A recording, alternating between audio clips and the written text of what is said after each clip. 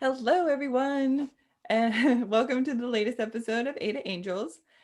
I'm sure you know who this is. He's our community superstar, Pritesh from KAIZEN pool. Um, yeah, so again, with my time zone challenges, it's late evening for you, right? Yeah, it's about 8 o'clock here, Amanda. Hmm. So I guess with the time zones, it's just a matter of making sure the times can line up. Mm-hmm. But glad to be here. Thanks so much for having me. Of course, I love having you. I know we had a lot of like things going on the past few weeks, and so it was really hard for us to connect. But I'm really happy that you're here. Super excited. Yeah, so it's Saturday evening for you, and it's Sunday morning for me. It's like crazy. Right? um, but yeah, so um, I'm super excited. We're gonna have like fun conversation. Okay. So I always hear you talking giving tutorials and things like that, but I actually don't know much about you and your background. So like where did you kind of like grow up and like where are you from? Like all the things. Yeah, sure. Well, right now I'm living in Georgia in the United States, and I grew up in North Carolina. So pretty much just been in the U.S. my whole life.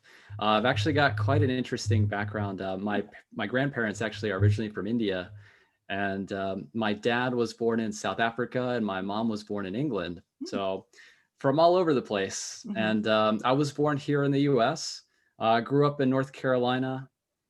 Went to school there. We spent years there, and parents got divorced around about the time I was about ready to go to college. Mm-hmm. So that kind of affected things a little bit. I didn't end up doing the traditional route.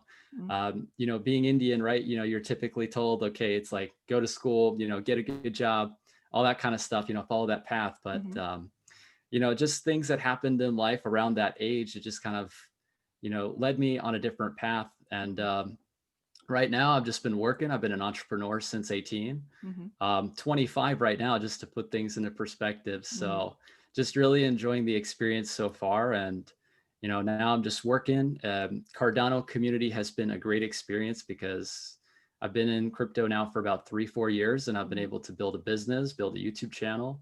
And it's really been a journey that's taught me a lot about myself. So yeah, I'm just excited about everything that's happening because there's so many cool things to look forward to with Cardano. Mm-hmm. And then, as far as my background, I guess, it's just like, I'm going to be continuing to probably live in the United States for the foreseeable future. But Mm-hmm. I'm hoping that with all the cool stuff happening next year, I would definitely like to travel and meet some people face to face. Yeah. Just, with everything right now with COVID, it's kind of difficult to do much traveling, but Mm-hmm. I think I'd really like to meet some people face to face and have some awesome conversations.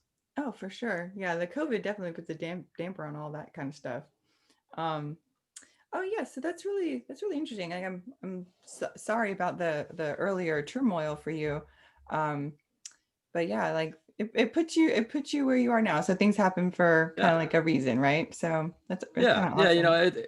It's not easy to have to deal with it at that age, but Hmm. it's one of those things. Looking back at it, it's like it's probably one of the best things that could have happened to me Hmm. because that kind of get me the mindset of you're gonna either make it or Hmm. you're gonna be a victim, Hmm. right? And that really kind of led me to try different things and not be afraid to fail. Hmm. And lots of failures. I've been an entrepreneur since 18, so it's like starting multiple businesses. I Hmm. remember um, after high school, I wanted to do my own thing, so I started like an eBay business. Hmm. I started like a tech support consulting business. Called it like Tech Tutor, and I would go to all these retirees' homes, right? Like Hmm. older folks, right? Like, how do I use my iPhone? Hmm. So Hmm. it's been a great experience. And here we are. Got Kaizen Crypto, the Yep. YouTube channel, the stake pool. It's before the stake pool even started. It's like I always had a passion for technology. Like I was Hmm. really into computers, but talking about Linux and talking about programming, it's like it's really just kind of led to this evolution for me. So it's been great. Very cool.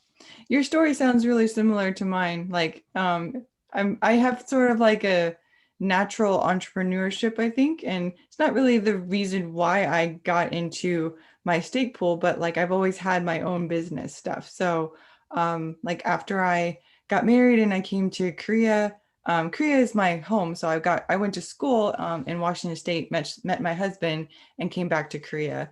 Um, but then I didn't have anything to do. Like he got a new job.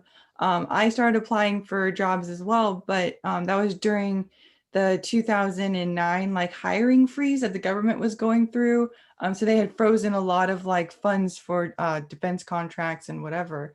So I was like, okay, well, I'll just do my own thing. So I coincidentally, I also did like a tech tutoring thing where there is an expat community here in Korea, and it's difficult for them to get IT support because everything's in Korean. So Yeah. I have an engineering background and I'm familiar with computers and I can easily break down things for people. So I would just take their computers home and I would fix them, or I would go to their house and tell them how they can fix them, like if it was a Yeah. simple thing. But yeah, the foreigners in Korea, they can't really understand the Koreans and vice versa. Like they don't know how to even explain their problems. And so I was like, oh, there's a thing for me to do. I can do that. And then I had that going. So whenever somebody would call me, it was like just by appointment. And then I also like developed a photography business. So I have always been into photography ever since I was young. I just didn't have like the proper equipment, but I have like composition. So my pictures would look nice composition wise, but they didn't look high resolution because they didn't have the proper equipment. So then I Sure. invested in some better equipment, better camera, better computer for processing and things like that.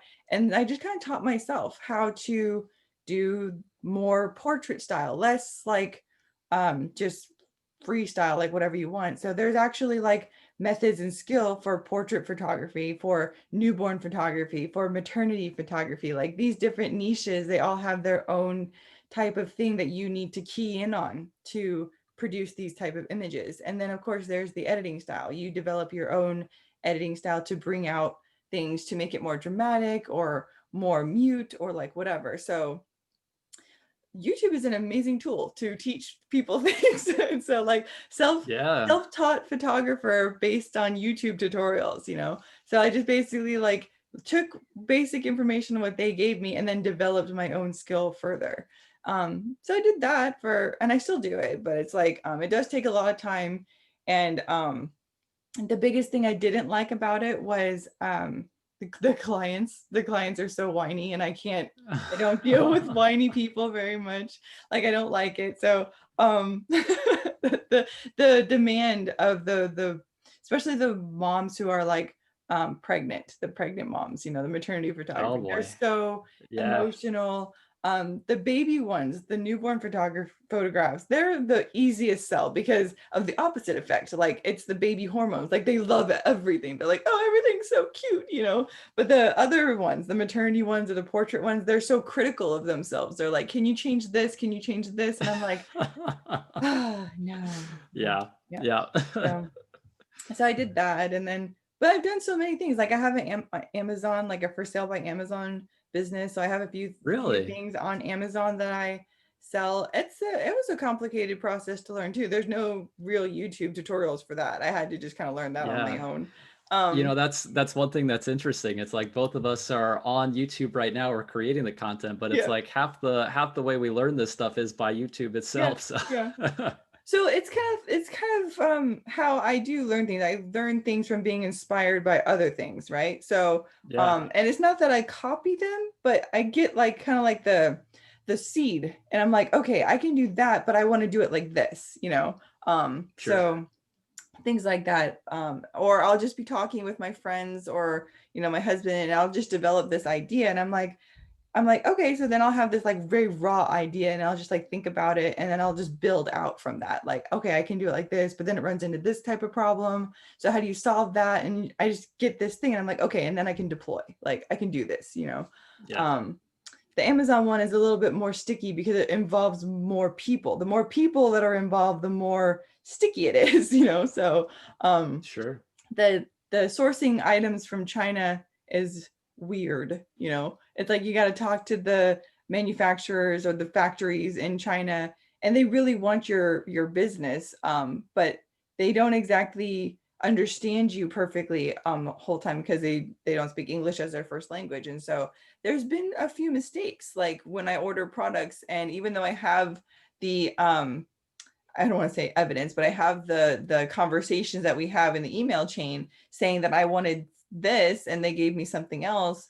But they never take fault for the mistake. And of course, now I have like 5,000 pieces of a product that I can't really sell, you know. So I'm like, but I end up Yeah. selling it at a discount, or, you know, full disclosure, like this type of material versus this one that I had originally advertised or something like that. So it's Yeah. it's a it was a steep learning curve, and um not exactly the I most bet. profitable thing if you don't get the right item. It's kind of like betting on your horse in crypto or something, right? It's like you get a good item and you can just make so much money, but if you choose the wrong item, it can just be break even or probably go at a loss. Yeah. So Yeah.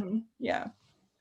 But I don't know. I've probably done others that I haven't mentioned, but I've just done lots of things because I can't sit still. That's my thing. Like I just can't sit and do nothing.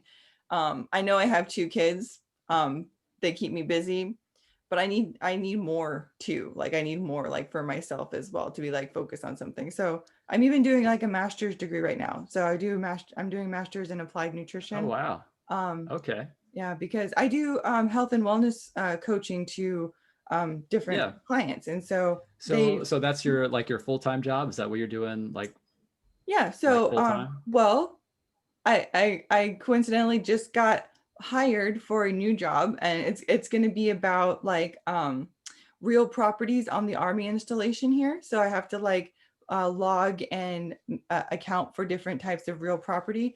That just happened like last week. And Wow. so, Well, but I've been slotted, congratulations. thank you. I've been slotted for the position since April. So April and then COVID. So we've Wow. been on Talk like about a wait hold time. for a while. Yeah. And then like the communication is strange because the company's based in America, but we have contracts here in Korea, right? So I just got my laptop arrived at my door like Sunday last week. Yeah. And I'm like, what is this? And then like they didn't tell me it was coming. It just arrived. So I have my work laptop. I open it. It has like the company's like name on the thing. I'm like, I email the people. I'm like, hey, so I had this laptop. What am I supposed to do with this? You know? So then they're like, okay, well, you have to start doing your training, and it's gonna be at home training, no worries. And I'm like, okay. And then my son's class got the exposure sort of, and so we're all fine, but we have to self quarantine for 2 weeks. Well, Oh man. now I can't go to outside. So I'm like, Yeah. It's like you're okay. pretty much stuck inside. I mean, So that's I oh think it's going to be okay because I think that they said that I can still do my at home training without having to go meet the team right now, so I could just do it later. I just thought it was incredibly like funny timing. Like I finally got the laptop after since waiting till from April, and then no, you can't go outside. So I'm like, oh, okay, you know. But I oh, everything's fine. Like we're fine. I was really confident that we're fine because my son's school is super small, and it was just the one kid, and the measures that they take in school for social distancing and hygiene and sanitization is like overkill. Like they do an amazing job because they've been in nice. school since August. So for a single case to happen now, like right before winter break, is like amazing, you know. So um Sure. yeah. Sure. And I guess like they'll just have you guys just at home, kind of combining in like the Christmas break. Do you guys have Christmas break and then Hmm. just, you'll be at home, I guess, just taking that time and just kind of add it all together. Yeah, yeah. So Okay. yep, Yeah. that's the plan. Well, I'm glad you guys are all healthy. That's the biggest thing. Yeah. So, but yeah, so that's another one of the things I do is I coach and just guide people in their health and their weight loss. A lot of people, you know, weight loss industry is huge, but it for me it's more about well-being than it is weight loss. Weight loss comes as a product of well-being. Okay. So when I'm teaching people how to do it, it's not like a crash diet. It's not like, you know, just cut a bunch of calories and you're going to drop the weight.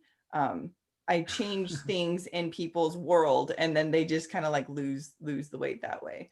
And a lot of times, if you're ready to get into that mode, people are ready to make those changes. It's the people that come to me and they're just like, I want to lose 20 pounds before my next vacation. And I'm like, I don't know if I'm the girl for you, because it might take a little longer than just like 2 weeks, especially since Right. it goes against my like moral code to just make you drop weight that quickly. I know how to do it, but I'm not gonna advise you to do it, Um, there's a difference.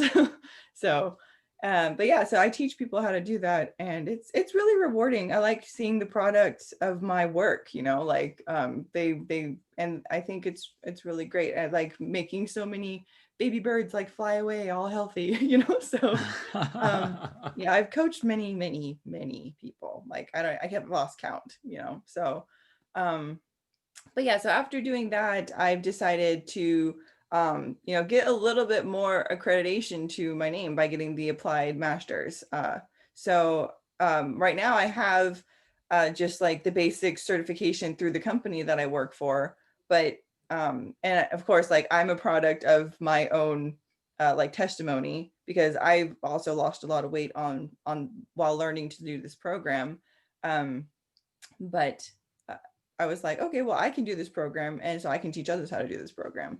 So There you it's go. yeah. So yeah, I really love it. It's really like a strong passion of mine to like just be in good health. So I'm trying to teach my parents too. The ones that are closest to you are the most difficult to teach, So it's like, Oh yeah. yeah. Yeah, So trying convince going to crypto. It's like trying to convince one of your family members, okay, you should probably get into Cardano. They're like, mhm. what? Like they'll look at you Oh, funny. I know. I try to convince my dad, and like I was telling others about this story too.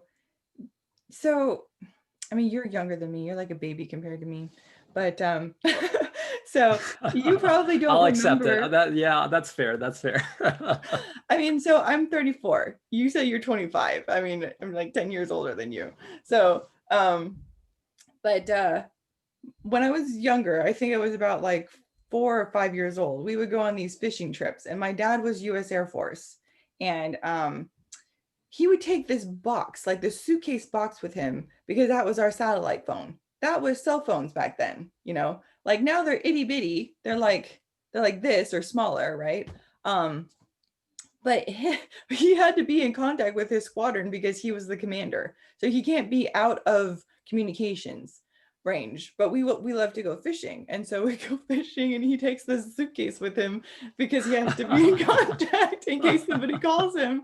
Um, and then like the internet back then was basically used for government and military, not commercialized yet. So we didn't have internet until I was maybe like, I want to say like 8 or 10 years old, in our house, So and then I played like the first computer games that had internet, or did very basic web searching.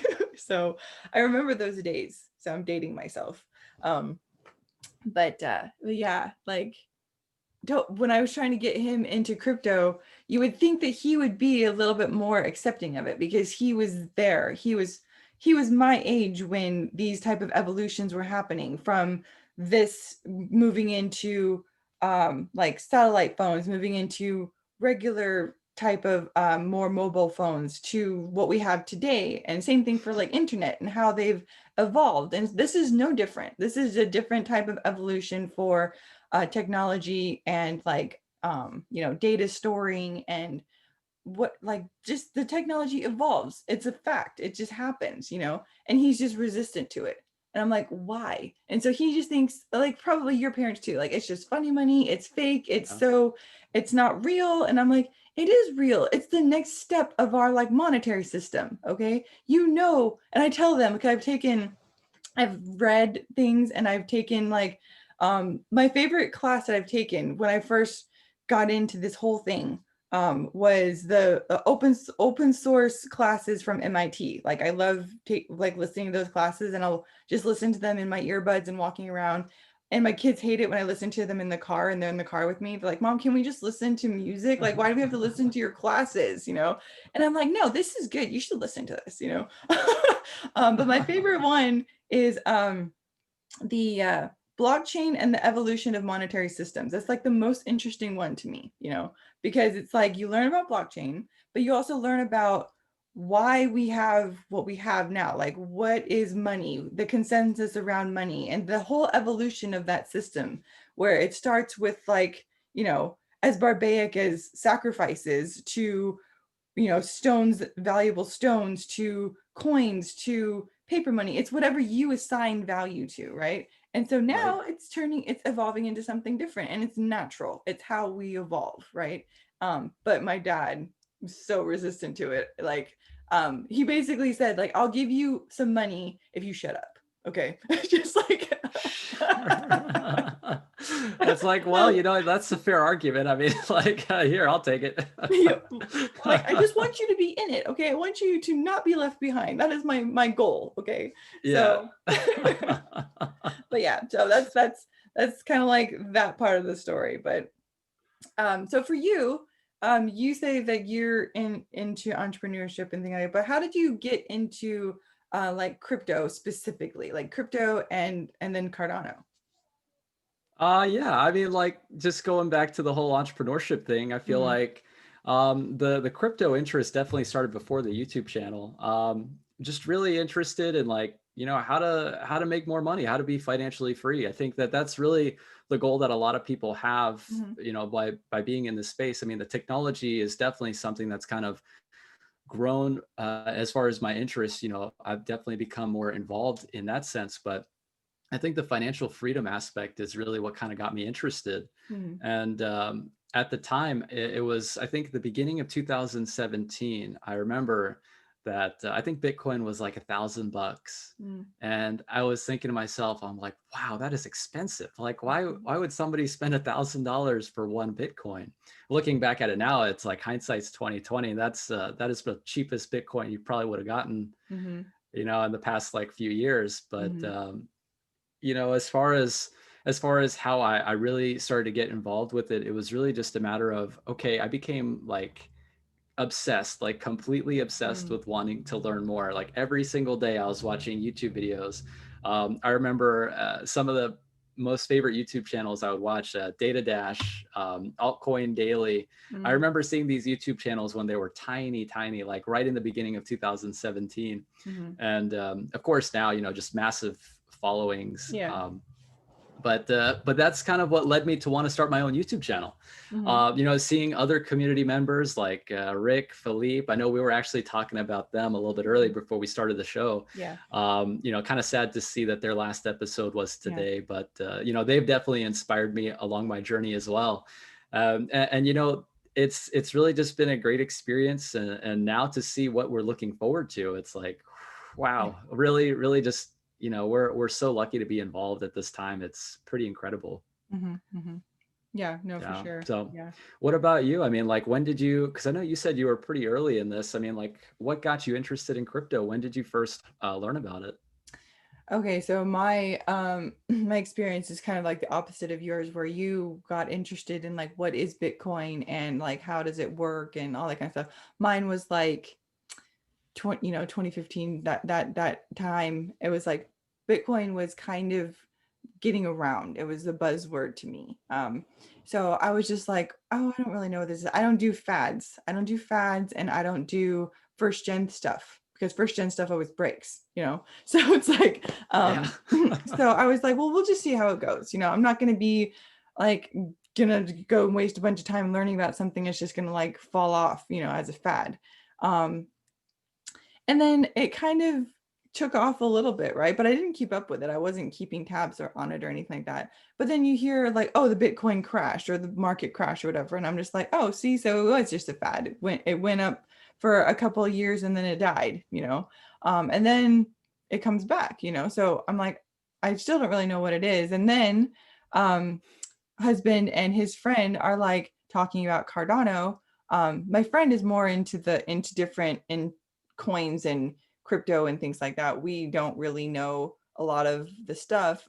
Since then, I think that my husband has researched a little bit more on it, but a lot of it is like trickle down information from him, because he doesn't stop talking about it. So Yeah. so we don't have a lot of diverse coins in our portfolio. It's mostly Cardano. We have like a little bit of others, but mostly Cardano. So they were going to start a stake pool. And they got this idea, or he got the idea that he wanted to do the stake pool. And then he says, you guys should do it too, mainly talking to him. And so they work together. So they're talking about it at work and they're like, yeah, we should go into it together. Like we should do stake pool together. And so they go to the store, they're looking at computers, they actually look up the requirements and they're like, you know what, it actually doesn't require that much to run a stake pool. Yeah. We can just do it on our own. We don't need to partner. So they did. And husband comes home. He's like, I think you should do it. I think you should do the stake pool. And I'm like, what? You know, like, why? Yeah. I don't have enough to do. You're going It's to like, make me do why? this? It's like, why me? Right. And I'm just like, do Yeah. you know that I haven't touched code for like 10 years? Okay. Yeah. And he's like, well, you can just pick it up. You're pretty smart. You can pick it up again. I'm like, oh my God, because I want to do that, right? Like I want to go back and relearn how to code, you know, oh my God. So luckily there's a lot of guides and I didn't have to relearn how to code everything. I thought I was going to have to do it. I thought I was going to have to relearn how to code and then apply the code and build it myself. Luckily I didn't have to do that. I could just follow the guides. I know what most of the guides say if I read the codes and I'm like, okay, I know what they're talking about. I know what that command means, but I didn't want to do it all myself. I didn't want to remember all the syntax. I didn't want to. But yeah, so I got started doing that because it was kind of just handed to me. I know it's like kind of like a weird thing, but it's like if my husband or somebody tells me that they want me to do something, I usually just do it as a challenge or something like that and see how it goes. And then when I do something, I don't just like half-ass it. Like honestly, like I Yeah. do it to the best of my ability. If it's not good enough, then I'll just kind of say, okay, we're going to try something else. Just kind of, you know how it is with the entrepreneur stuff. If it works, it works. If it doesn't, Yeah. then you just try something Yeah. else. But you have Yeah. to give it your full effort, you know? So otherwise Yeah. you're wondering like, if I did something differently, would it be better? No, I'd give it everything that I have. And then it's like, if it works, it works, you know? Um, but there's little and little less of me to go around these days with how many pieces I'm being pulled into. So, but you know, luckily one of the skills I do have is time management. So I can block off my time and you project get this time and you project get this time, you know. So if I didn't have that, I think I would go insane. So Yeah. No, I think that's something I would need to learn from you because time management is definitely my weak point. You know, mm, just trying to manage everything. It's like, oh my gosh, mhm, it's mhm. crazy. But, you know, like you were saying, you know, putting 100% effort into it, you know, that's definitely shown with what you're doing with your pool. Deadpool has just been doing amazing. It's really cool to just see you just build it from the ground up. And now it's like, it's really taken off. You got a lot of people who are interested in what you're doing. And it's like, it's so cool to see that for many members in the community. Mm. And, you know, you're even building this YouTube channel now. So it's like, wow, you know, it's pretty awesome. So I'm like really kind of like humbled by it all because like I still don't really view myself as anything really special, but I have a lot of people saying like, "Oh, you're doing so awesome." Like even you like just now, right? They're like, "Oh, we love watching your channel and we love all the things that you're doing." And I'm like, "I'm not doing anything." Like I'm literally just like talking to you and I just love talking to people. I love meeting people. I love talking to my channel, like my pool family and my channel, like they're awesome. Um, and yeah, like I don't really feel like I'm doing anything special. So like part of me is just like, what are you talking about? And other times that I'm just like, okay, well, I'll just keep doing what I'm doing. Like this is what I do. This is me, you know? So but yeah, so I mean it's fun. And I mean like you have to do things that are fun and make it fun or make it interesting, or else you get burned out too. Like you don't want to do it anymore, you know? So um Yep. it's kind of like what I tell people that want to start like any business. Like you have to make it interesting for yourself and you have to have some sort of like passion for it. If you do something that you don't like and you have no interest in, you're going to either burn out or you'll just be miserable, you know? So um Exactly. yeah. So yeah, that's it. But yeah. Nice. Um, Nice. That's really cool. so right now you're doing entrepreneur stuff, so you don't have like a typical traditional day job. Oh no, I do. Oh, I you work do. part time. Okay. I'm in retail right now. I work for a technology company.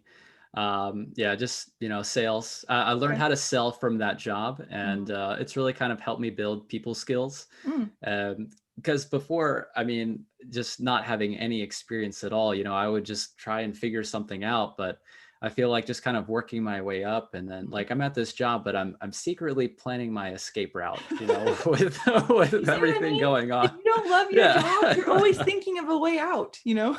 Yeah, yeah, it's like if I wasn't so passionate about what I'm doing with Yeah. Cardano, you know, like creating content takes a lot of work, Mhm. especially when you come home from your 9 to 5 and then you go and do the research to actually put together a Mhm. YouTube video. Mhm. That's a lot. And Yeah. if I wasn't as passionate, like you were saying, you know, if you're not passionate about something, you're not going to put forth 100% effort, Mhm. and you're going to get burnt out. Like you're just going to get bored. Yeah. So, Yeah. you know, I'm secretly like planning my way out from my job so I can like pursue Cardano full time. Hopefully your bosses don't see this and be like, "What are you talking about? You're gonna leave us?" Yeah. They're like, what did you say? Yeah, what? What? Like we saw that video. Like what video? What? No. Yeah. Um, yeah, no, that's cool. So, so what is so we kind of talked about how you got into your stake pool, but like how did you come up with your names? Like so you have three Ooh, now? Is like right? So yeah. you have okay. Yep. So we got three now. A lot of it did have to do with just, you know, the changes that we were seeing with K. Hmm. Because before, you know, our stake pool, we hit up to 120 million delegated, and that was completely unexpected. Like Hmm. I didn't even know what to think of it, honestly. But how I came up with the name, you know, Cardano, just doing research on it, I was like, you know, this project is actually really big in Japan. Hmm. And I was trying to think, you know, like what's a cool name, but it somehow incorporates something Japanese. Like I want it to have meaning, like I want it to Hmm. be cool, like maybe something that rolls off the tongue easily. Hmm. And I was just searching for names, and you know, I even got to the point where I was looking online. I typed in like domain names, like available domain names, Hmm. because for me, like when I look for a name, it's like I'm trying to figure out, okay, is this something that hasn't been taken already? Is it something Hmm. I can actually use to build a business? Hmm.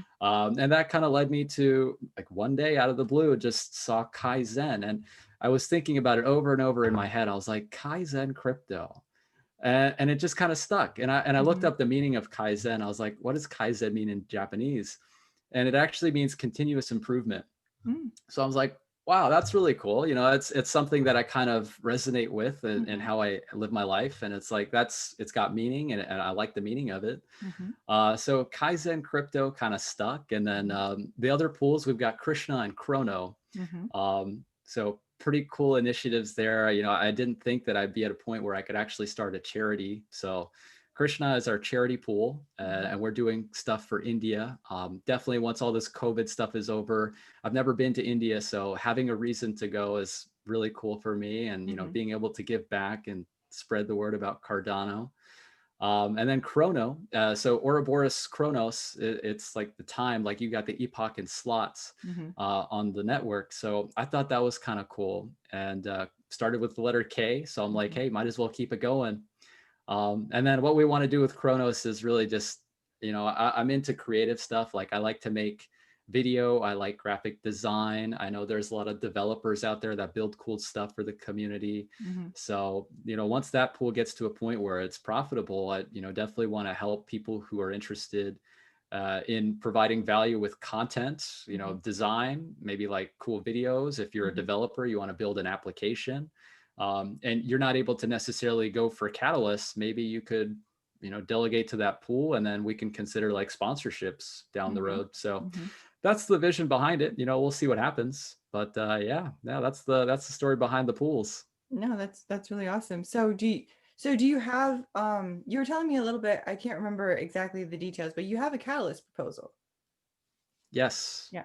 yes, we do. I'm excited about that because I feel like, you know, with and it's unfortunate to see with the Cardano effect, you know, Rick Hmm. and Philippe, because they were actually getting funding initially from IOG and then Hmm. from the Cardano Foundation. Hmm. Um, you know, with Catalyst, you know, we're trying to create a podcast, Hmm. and the initiative behind the second round of funding for Catalyst was to help onboard these developers who have ideas and can bring value to the ecosystem. Hmm. And, you know, podcast, I feel like it can provide value to the community if done correctly. And I really want to learn from the experiences so far, because there's a lot of developers out there. Like there's a lot of smart people who've got a really good idea, but they don't have the audience. They don't have the platform to necessarily go out there and get the ideas and the funding and Mhm, the feedback from people who would actually be using the platform. mhm. So I think by having a podcast and, talking to people who want to build, um, that's what we're going to try and do. We're going to try and provide as much value as possible. So yeah, it's the Kaizen Crypto Cardano podcast, Okay. and focusing mainly on what we've been doing so far, with talking to people that want to bring value, and then also just helping the community with education, tutorials, news, all that kind of stuff. Mhm. So Well, I think your channel is fantastic. I watch many of your episodes. Another channel that I tend to watch in the car. I have a 20-minute drive like between thank you. my house and the military base where I do a lot of my things like my shopping, and I go for daily walks with my husband. But like yeah, there's 20 minutes between my house and back. And so like Yeah. I'm watching something or listening to something. Sometimes it's you, sometimes it's Charles Hoskinson's AMAs or just whatever, but I'm not listening to music. It's something. So it's like Yeah. my husband is like, when he's in the car, he doesn't want to listen to it. He's like, can we listen to something else or just something like background noise? Like, and I'm like, you need to be more engaging. You need to know what I know.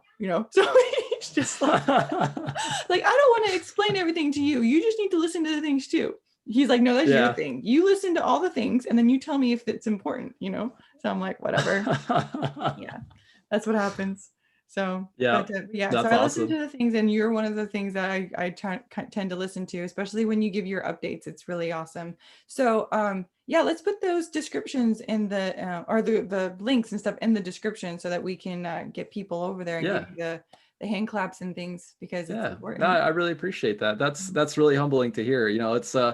It's been such an amazing experience because I never would have thought that we'd get to where we are to be able to say, okay, we've got catalyst proposal, we got stake pools. It's like when I started, Amanda, it was just an amazing experience because it's like I'm really new to all this stuff, but Mhm. I'm able to learn pretty quickly, and I'm passionate about it. Mhm. But we started with a little rock pie. We Mhm. started with one of those single board computers, Yep. like yay big. That was also on the YouTube channel, and, Mhm. and to just be able to document it, I can look back at those videos and I can say like, okay, this is where we came from, this is Yep. where we're at, and Mhm. here are the goals for the future. So Mhm. No, I really did humbling, the really same humbling. thing. Like, I remember the very first video that like Alex and I made together. It was so awkward because like I'm not used to recording myself. I do a lot of video conversations like over Zoom or whatever, especially with this COVID stuff that's happened. And so I'm not uncomfortable in front of the camera, but it's really weird to talk to yourself. Like, so for you when you're recording all your content, I know a lot of times you're just doing a voiceover, you're not like looking at yourself. So I find it really awkward to like look at myself and like record myself. That's really weird. So that's why I Yeah. like talking to people. That's okay. I'm cool with that. But when I'm thinking about doing like AMAs, like I've been asked to do like AMAs. They think that it would be fun and engaging or whatever. Like my group asks me, and I'm like, Mhm. but it's basically me talking to the camera and reading your comments. It's weird. And I'm like, I'm sure I can do it. We did a live, Raymond and I did a live together, and it wasn't that bad. Like I was reading the comments, I was talking with him and reading the comments. And so it was kind of like what do you call it, like a gateway transition. It was like, I can do it. I have you with me, but I can do it. And maybe next time I'll do it by myself. Um, There you go. There you go. need someone to Just hold kind my of hand all the dipping time. your toes in Yeah. there. So, but yeah, so yeah, we covered a lot of stuff already. How about the K change? December 6th, we had the K change. So, you talked a little bit about like the reason why you created your second pool is because of your saturation level. But like, what else Yeah. has been happening since the K change? Is it as you expected? Well, I guess not really, not really. It isn't how I would have expected it, to be totally honest with you. I definitely see the reason and the intent behind it. I just didn't think it would be so sudden. Mm-hmm. And the way that it was is like, I can definitely see why they want to increase K because it's going to help promote decentralization. For somebody who, like for me, it was unexpected to be at a saturation point where we were at. And then in 1 month's time, basically, IOG comes out and says, "Hey, K's 500 in a month. Get ready." So, Yeah. the only really content platform that I have is YouTube. Mhm. And, we ended up creating a Telegram support channel specifically so we can engage delegators with Mhm. questions. Mhm. So that was really helpful because just having the communication lines open to bring a pool from 120 all the way down to 64, like you're Mhm. cutting it in half Mhm. basically. And you're having to do that over the course of a month, Mhm. uh, while also, bringing up another pool so that your delegators have somewhere to go if they want to continue to support you. Mhm. Mhm. So, it was unexpected, but we made it happen. I'm hoping that in the future, should we have any other types of parameter changes, there are other ways to communicate with delegators. I think Mhm. that's really big. Mhm. And especially because it's Yeah. also new, delegators are like, what's K, right? Mhm. Like, Mhm. Yeah. they don't really know about Yeah. what is all this technical stuff. Mhm. It's very, very new. Mhm. And to not only have to educate and inform about like, okay, what is this parameter, but also what are the steps you need to do so that it's not affecting you, Mhm. or it's affecting you positively. Mhm. It's an experience so Yeah. far. And one thing I've learned is that education right now is something that everybody in the Cardano community and crypto in general really has to really start focusing on, because in order to get to the point where we can actually say, okay, this crypto thing is mainstream, like we have adoption, Mhm. people have to know what's what, like we have to figure out a way to educate people Yeah. so that it's easy to understand. So I So think that education, like you say, is really important. And I think that IOG and Cardano Foundation are trying. They just haven't figured out a way to do it yet, right? And then I was talking with Umed the other day about what they're doing with Pool Tool, and they're actually mhm, going to integrate a way for us to talk to people in our pools, people who specifically delegate to us so that we have direct communication with them. We don't have to tell them to go join a Telegram channel or follow us on Twitter. It's there in the platform. We'll be able to talk to them. So that's going to be excellent. And but I do feel that as SPOs, we've been given this responsibility to educate the community and the delegators because there's a lack of education. And so we've had to pick up that ball just because there was a void there. But I don't think it should be on us. I don't think it should be our responsibility. I think it's more in the Cardano Foundation's court and, not ours. But because there is nothing there right now, we've had to pick up that slack. So I think that we right. should like put a little bit more pressure on them to produce that content, to produce, videos or little classes or whatever they want to do in whatever media format they want to do it. They should be doing it, not us. So I agree with that. yeah. I 100% agree with that. As far as the content that we're seeing, I see a lot of videos from IOHK. Mhm. Really cool to see David Likes Crypto there. He's Mhm. doing some cool things. But yeah, Cardano Foundation, I think it would be really nice to see them kind of stepping up their game with the content. I know they've Yeah. got ambassadors, Yes. it's like I'm a content creator and a Cardano ambassador, but it Mhm. would be cool to actually see something from the foundation. I think Mhm. that you're spot on with that. So like speaking of like ambassadorships, and like I know that I could do my own research, but since I have you here, like the ambassador program, like I know there's different segments of it. And so there's content creators, there's people who do meetings and like that kind of stuff. But like what's their role in the ecosystem, the ambassador program?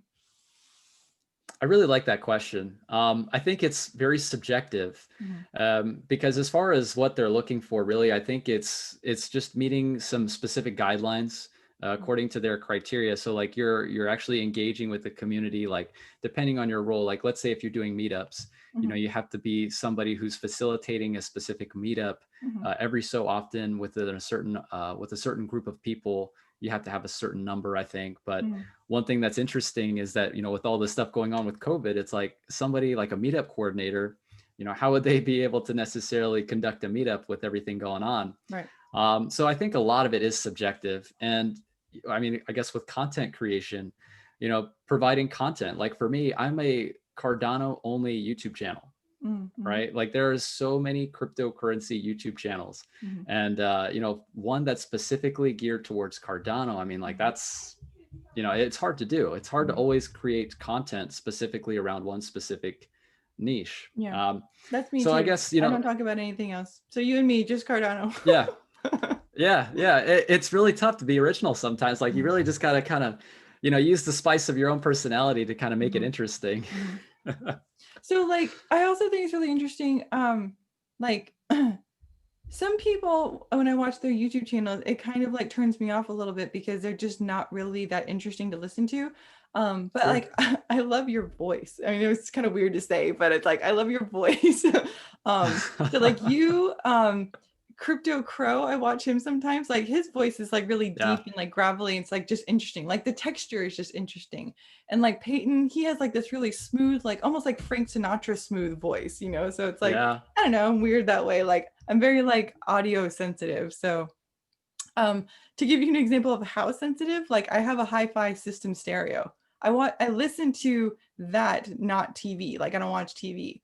So when I'm in the house, my stereo probably has like a couple hundred hours of playtime just because it's on all the time. But I have a range of music tastes, and so it ranges all the way from like, you know, I don't know, like 90s hip hop stuff that I don't really listen to that often, but it has like good bass. Like I like good bass. And then like all the there way you to go. like classical orchestra stuff. So yeah, like it ranges a lot.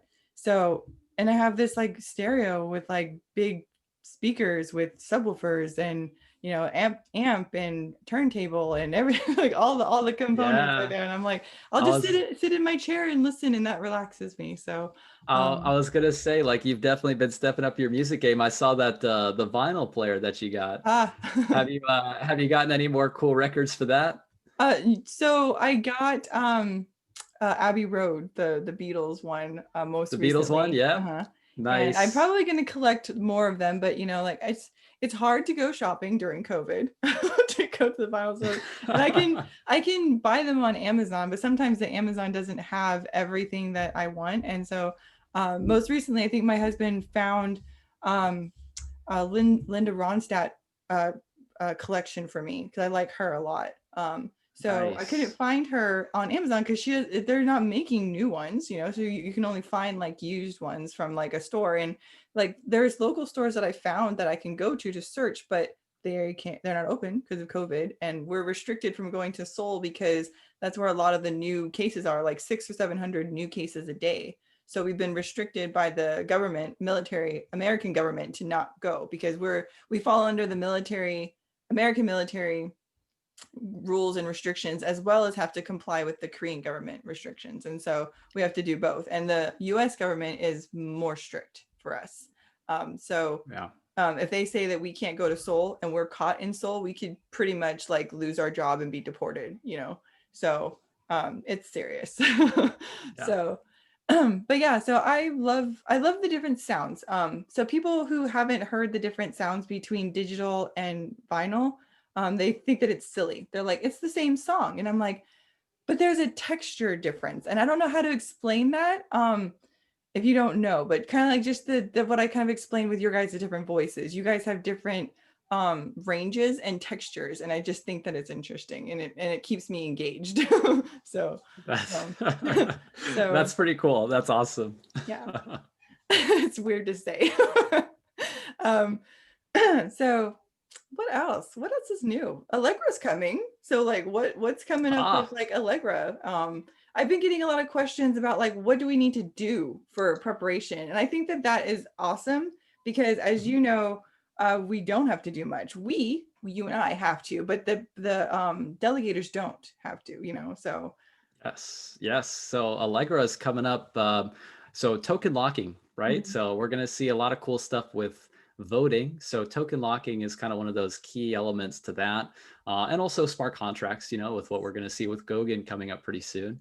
But yeah, nice thing for delegators, you really don't have to do anything. It's all happening mhm, behind the scenes. mhm, The technology that they've built is pretty amazing. As I research, and one thing, because you like voice and you like sound, so if you haven't already tried this, definitely check out on IOHK's blog. This is how I've started listening to a lot of cool mhm. stuff. Tim Harrison, Yep.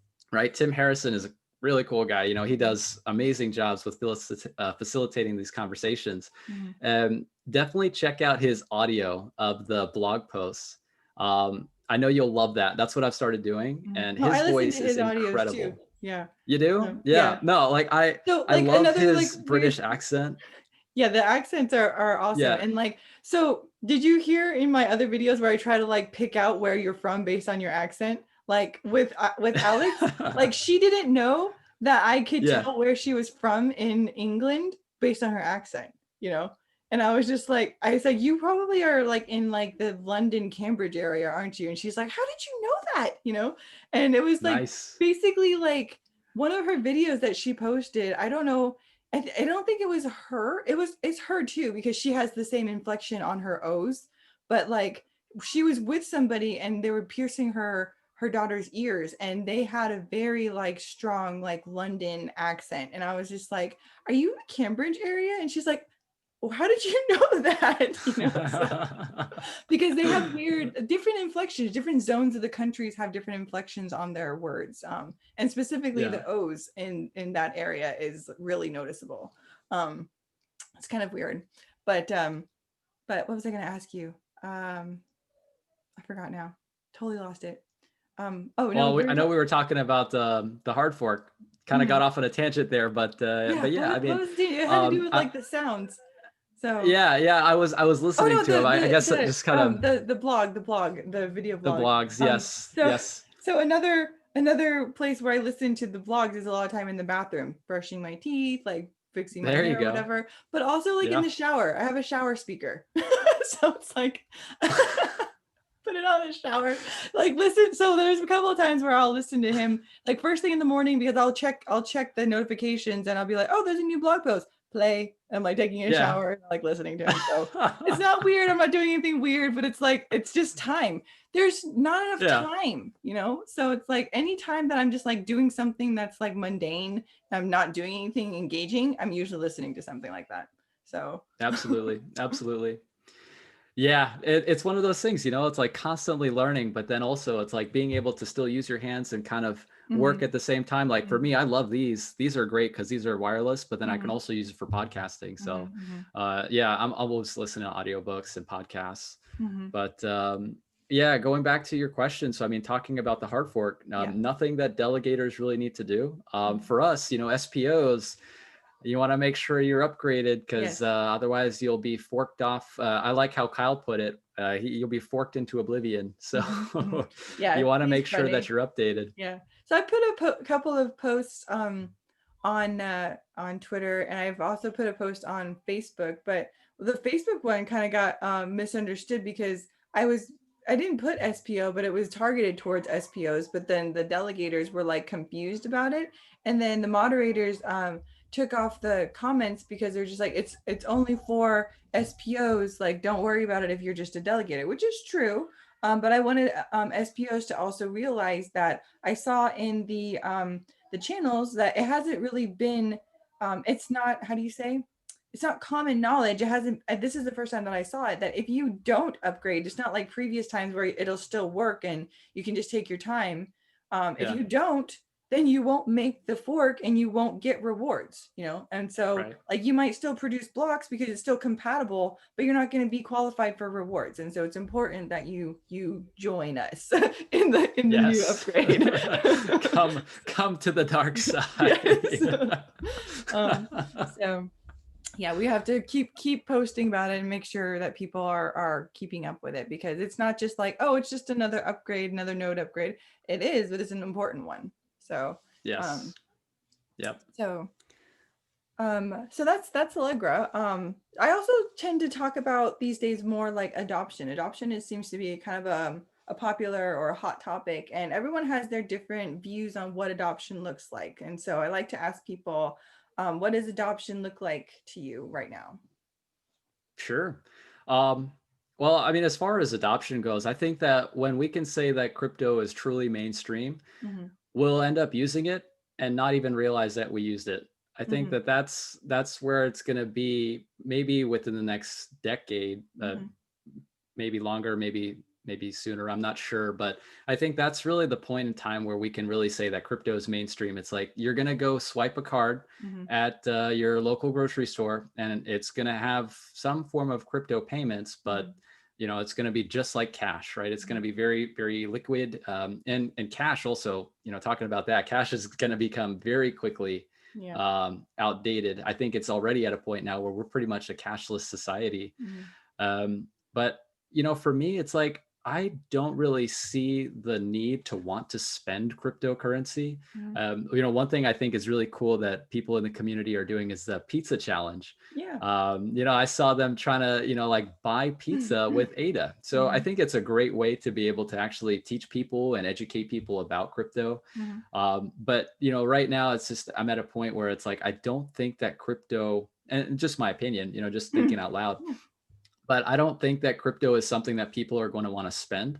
Like if you were to tell me that, I could buy a cup of coffee with Bitcoin, it's Mhm. like I would much rather hold that Bitcoin Mhm. as opposed to, because it's like it's almost considered like a store of value, it's Sure. like digital gold. Mhm. I think that crypto is at a point now where we kind of have to design some type of protocol that can actually be used as a form of payments. Mhm. Like, Bitcoin is something that you're going to want to keep and probably hold for a long time. I don't really see you spending Bitcoin at the grocery store, Mhm. but I think maybe adoption would be more like if you have a debit card, and like for Cardano, I think it'd be really cool to have adoption for Cardano by Mhm. actually having some type of ADA backed card. You Mhm. can just Yeah, they've swipe been it working just on like it. you would like a Visa credit Yeah. card or something. Did Yeah. you see the And episode of like Crypto Crow where he has like contacts with like Visa and he was on that live with Charles Hoskinson? He's like, I got the Visa yeah. people. I can make you a Cardano credit card. It's like, Yeah. let's see. Yeah. I would love to I see it. know. Let's do it. Um, Yes. like I'm sorry to cut you off. Go ahead. Oh no, you're good. You're good. Yeah, I was just gonna say, like that's right on because it's like as soon as you get to the point where you can swipe a card, right, and you're at the grocery store and you're not even realizing you're spending cryptocurrency, I think Yes. that's when you can say crypto is mainstream. So So like yeah, definitely. to build on that a little bit, like we kind of have that a little bit in Korea now. Not the crypto part, but the credit card. So the credit card is like a central way of controlling your payments, right? It like you don't even know what you're really doing. It's electrons to you. It doesn't matter to you. It happens on the other side where they do the Yeah. exchange, right? So you live in Mhm. America, but I use US currency as my main form of currency because we get paid in US dollars. But so all of our cards are US dollars, right? But the exchange of local currency to dollars doesn't happen on our side. It happens on their side, you know? And so sometimes when we go to different vendors, they've now given us the option of charging it in local currency or charging it to US dollars. And so there's like a pad where you can choose what you want. And so I kind of see that as what it might be. Like you swipe your card, you can choose what you want to pay as, but you're using a central form of payment, you know? So you can use, do you want to Sure. choose US dollars? Do you want to choose your local currency? Do you want to choose your cryptocurrency? Like whatever you have associated to that card, but all of the exchange happens on the other side, not to you. You just choose, you know? So, um, Yeah, so, but yeah, so that's interesting. that's kind of like what I'm envisioning as form as far as like payment exchanges, where you can choose which form of method of payment that you want, but it's all centralized to like one form of payment, you know, like one method. Um, Sure. so, but of course, like the competitors are going to have their own. You got your Mastercard and your Visas and your whatever, but they're Yeah. competitive with each other, so they're going to have the same type of protocol, the same offerings, you know, because Hmm. competitive companies they drive innovation, and so that's what drives things forwards is one person adopts something and they get more users, and so the other one has to meet that, you know. So Right. I'm just Right. waiting for that first person to like adopt it, right? It's coming. But then as soon as Oh one yeah. does, it's all going to be like, all right, we all got to do it. Um, Yes. Yeah. And so like touching on that, what we're seeing now, it's pretty incredible. What are your thoughts of what we're seeing right now, with PayPal mhm, and even Facebook? I know that Facebook had their Libra, but they kind of had to pull back on that. And I guess now they're doing something along the lines of more of their own stable coin. I mhm. don't know if that's different from Libra in the sense that, they're going to have their own specific coin, but well, like, what are your thoughts on these corporations now stepping into crypto? Like, how is that really going to benefit or maybe hinder adoption? So with the PayPal one, I think that they're still kind of young in their integration, but I think that it's great for exposure. So for people who don't know about it much, so if I had seen that maybe like 6 months ago, I would have been like, oh, they're doing crypto now. And I would have probably like looked into that a little bit more. And I probably didn't even really know what Ethereum was. I knew what Bitcoin was. I just know that the name Ethereum, I don't really know what it was. Like, what project is it? What does it do? How is it different? So for me and my personality, it would have driven me to go look into it a little bit more than just kind of breezing over it as just names of forms of currency, right? Um, Sure. so I'm hoping that it would do that for others too. Like, what is that? What kind of currency is that? Oh, it's a crypto. What is that? You know, kind of ask those questions, and that kind of initiate that process for more common users, right? So I view it as kind of Yeah. a gateway from this type of way of spending money or way of payment on these platforms to Mhm. getting them to look at this over here too. Now, they're also really young, so you can't really do anything with it yet. And I say yet, I stress it, because other platforms have done more after this was their first step, you know. So right now, all you can do is like buy, and you can hold, and you can, I think you can sell it back to the exchange or whatever, right? But you can't send it Mhm. to your data list. You can't send it to your Right. Roy. You can't send it to another user. You can actually, you can spend it. Like if you want to buy something that's PayPal compatible, right? It uses PayPal. You Mhm. can use that as your form of currency, kind of like what I was describing with your Visa card. You can choose to spend your Bitcoin on that using PayPal.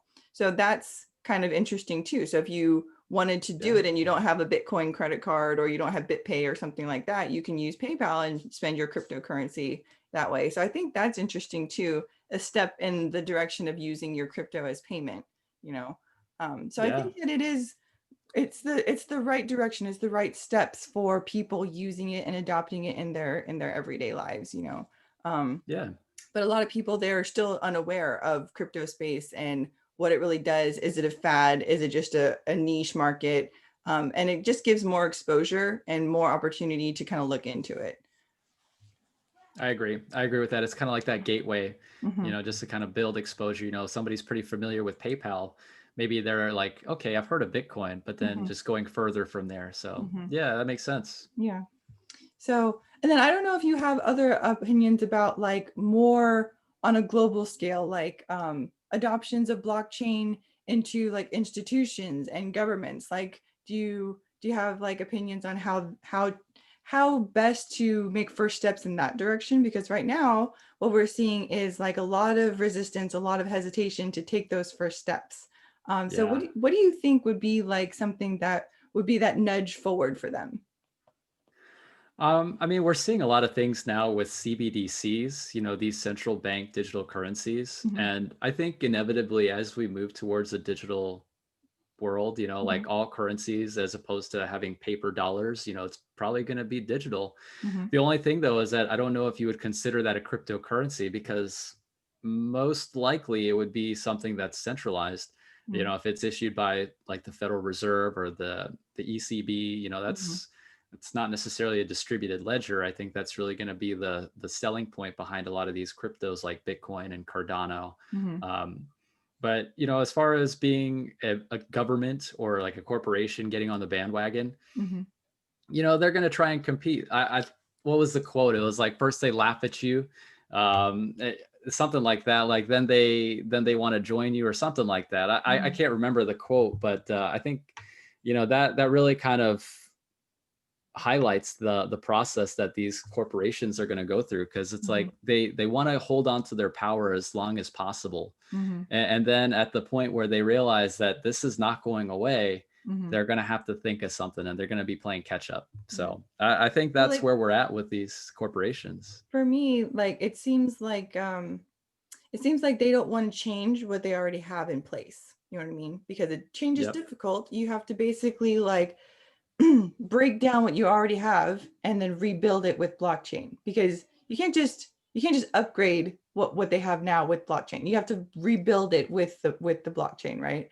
And Yeah. so it's going to be more difficult for America. It's going to be more difficult for Korea, Japan, these more developed countries that are technical hard word te- technologically advanced countries that have already systems in place, have already working systems.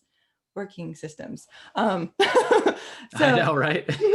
but but for other countries, less developed countries, it's going to be much more easy for them to just have it given to them and build what on things that they don't have in place already, and then Yeah, watch them boom. Like they have this now, and then watch how fast that they grow. And yeah, do America and the other countries want to be left behind because now these guys are the more advanced guys, or are they going to upgrade themselves and adopt this technology and keep up?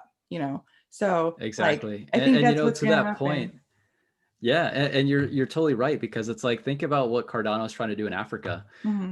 I think I was watching Charles' video, and he said something along the lines of like, there's close to like maybe $5 trillion worth of value just locked up in Africa. Hmm. And to think that that country, because it's a developing, well, not a country, a continent, I should say, Hmm. there are Hmm. countries within Africa. Sure.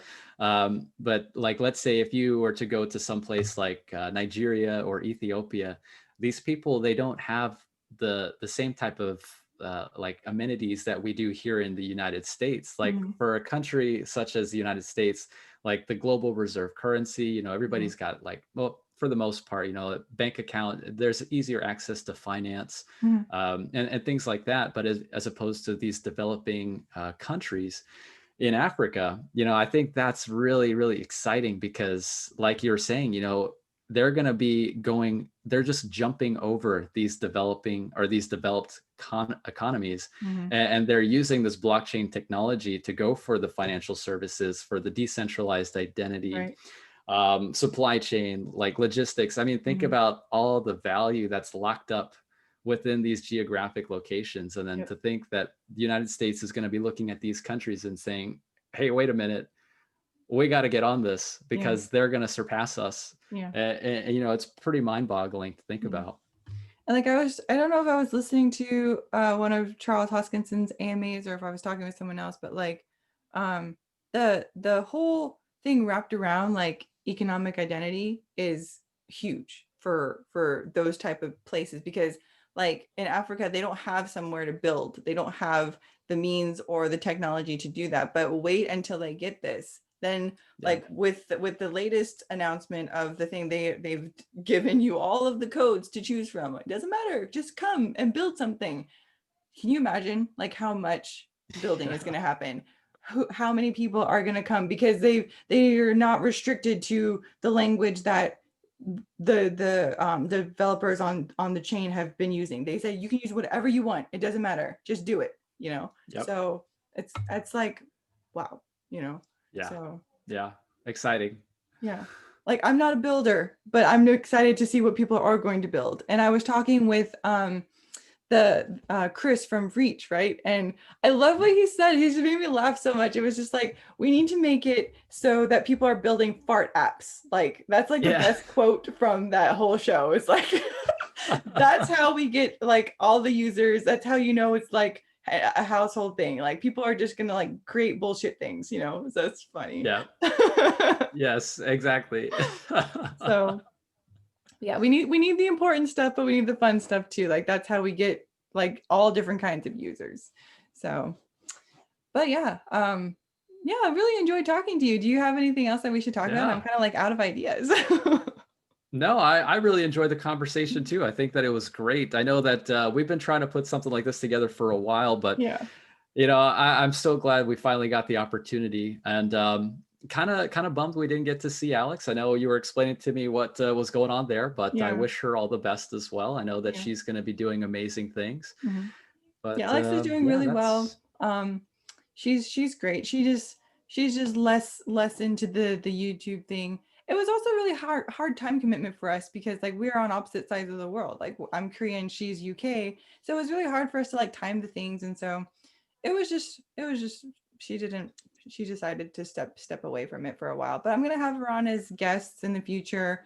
Probably get her opinions on things like after Allegra and things like that. So she's really active in the community too, and I still talk to her a lot. So like she's not gone forever. she's just oh she's yeah. just yeah. um, but one of the things before I let you go, I wanted to ask you like, what is one of the most challenging things since you've been an SPO? Like, what is one of your biggest challenges? Um, okay. Oh, I'm gonna have to. There's a lot of things. Okay, The several things. biggest challenge, the biggest challenge I would say would be like having the capital to grow Mm, at the point we have. You know, I went from a single board computer. I mhm, mean, going back to that point, it's like mhm, having, because I mean, Amanda, I've literally spent thousands of dollars at this point because mhm, I wouldn't have thought that I would get to this point. And mhm, you know, we're running bare metal servers, we've got mhm, backups on the cloud. mhm, Just having the money to stay in business, I think, is mhm, probably one of the biggest challenges. It's probably going to continue to be one of the biggest challenges. mhm, Um, and then I would say the other thing is just going to be finding the time to make sure that, you know, I can continue to provide as much value as possible, you know, because mhm. I think that the value driving behind my stake pool is really built around the platform that I've kind of created with KAIZEN Crypto, this Yeah. YouTube channel. Mhm, But you know, the challenge also presents itself an opportunity. So like what I want to do with that is essentially, you know, I'm planning my escape route. You know, I want to make sure that I can go full time into Cardano mhm, because I think mhm. that's really going to create a more, I guess I'll be more happy and I'll be more passionate because I won't be stressed for time. So Mhm, time is mhm. the other one. Yeah, totally agree. I wish I had more time. I wish I had more of me than I can like put different places and do different things, right? So, Yeah, so I don't run on a cloud right now. I don't have I didn't really understand the cloud thing. So I built them bare metal as well. So I have um three. Yeah, I have my BP and then I have two relays in my house. But I wanted nice. to ask about the cloud stuff because I have like friends who are on cloud, so you're on cloud too. When you say that you have a backup on the cloud, does that mean that you're also like, um, do you pay for that active subscription or is it only paid for like when it goes live as your backup? Well, I guess it depends on the service provider. Mhm, Like for us, I mean, I've been looking at a few different instances. I mean, there's Microsoft Azure, mhm, there's AWS. Right now, I'm working with Safe. Keith from mhm, Safe has mhm, actually been a great help. He's kind of, you know, showed me the ropes, mhm, and really appreciate him for that. He's kind of showed me Microsoft Azure. mhm, I'm not going to lie, that's definitely one of the more expensive options out there. For most people, there's things like AWS or DigitalOcean, you know, if you want to get started and just kind of see if it's something that you actually want to do. mhm, But the way you can do it is that you can actually just, you know, build up your node and then you can actually just pay for the service once you're actually having to use it. mhm. So, you know, you'll have it available to you, but then you would just pay for the time that you're going to be, you know, running your instance. Okay. Um, so yeah, it's kind of like a pay as you go thing if you do have to end up using it. And a lot of these service providers also, I think, depending on who you go with, you can actually do like 1 year where you can just have a free trial service. Mhm, And then you would just have like some type of hardware spec that's limited to their free tier. And mhm, then if you wanted to upgrade that hardware spec, you know, you would just pay for that accordingly as you go up. mhm. Um, Yeah, that's so really cool. yeah, yeah, I think, you know, it's a lesson learned for me. Like we had to go through the ups and downs of it all, you know, just having the need for Mhm, backups. mhm, mhm. So, you know, just having that ready to go Yeah. is pretty big. Yeah, I remember your thing. I don't remember all of the details, but I do remember you went through a period and Yeah, it yeah. was rough. It was rough. Yeah. Yeah. Because I remember But I we got remember through it. there was like some chatter about it and I was like, what is going on? And then I think I got most of the details on the back end, but I'm like, but now you have a Yeah. solution for that. So I mean like we learn, Yeah. right? So yeah. That's all it So is. You know, we're all just learning together. That's the mhm. biggest thing. Yep. Yeah. But yes, I really loved having this conversation. I'm so glad that we got to connect finally. It's been a while, but yes, like you're gonna be a regular on my show. You are. So That's awesome. Yes. so, I appreciate that, so, Amanda. I really yeah, enjoyed the conversation. me too. So yeah, okay. So we will wrap it up here. I will put the links to his catalyst proposal and his channel and all the good things that you can keep in contact with him. And we will see you guys next time. Okay. Bye guys.